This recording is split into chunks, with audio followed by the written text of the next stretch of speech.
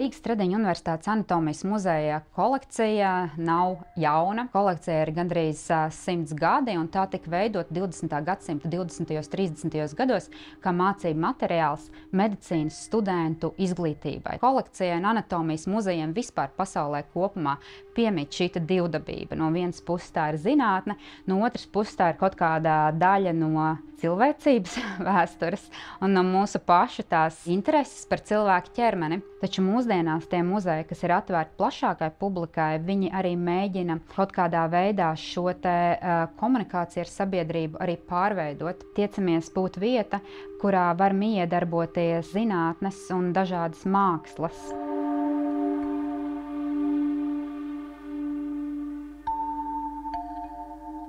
Jūtīga reaģēšana uz vidi un apkārt notiekošo, ievācot dažādas tekstūras, faktūras un pierādījumus par notiekošo, tad lausku krāšanas process notiek. Un tad, kad es konstruēju gan koncepcijas, gan darbus, tas nozīmē, ka darbos ir nospiedumi no visa, kas ir apkārt, gan redzamā, gan pārnestā nozīmē, metaforiskā nozīmē, skaņas, idejas, krāsas. Un pēc tam tas viss tiek savienots kopā. Tas, ka muzejs iesaista māksliniekus tādā savā ikdienas darbā, nekādā veidā nemazina muzeja kolekcijas zinātnisko nozīmi, tā tikai to bagātina. Un tā savā veidā uztur šo kolekciju dzīvu, ka tā turpina tikt lietota un turpina kalpot sabiedrības interesēs, un ka tā saglabājas dzīva nevien tajās stikla burkās mūsu vitrīnās, bet arī kopīgajā mūsu kultūra telpā.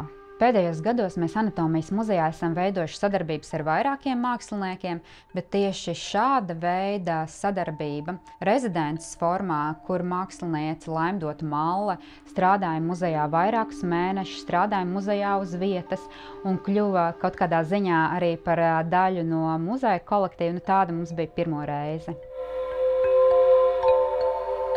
Es no sākuma uzrunāju muzeju, muzejs piekrita uz dialogu, un mēs vienojāmies par to, ka tas varētu būt tāds miedarbības process, kurā es esmu šajos apstākļos un reaģēju, un muzejs neveido nekādu konkrētu uzstādījumu par to, kam tas būtu jābūt, bet šis konkrētais uzstādījums, kas vienkārši automātiski notiek, ir reaģēšana uz to.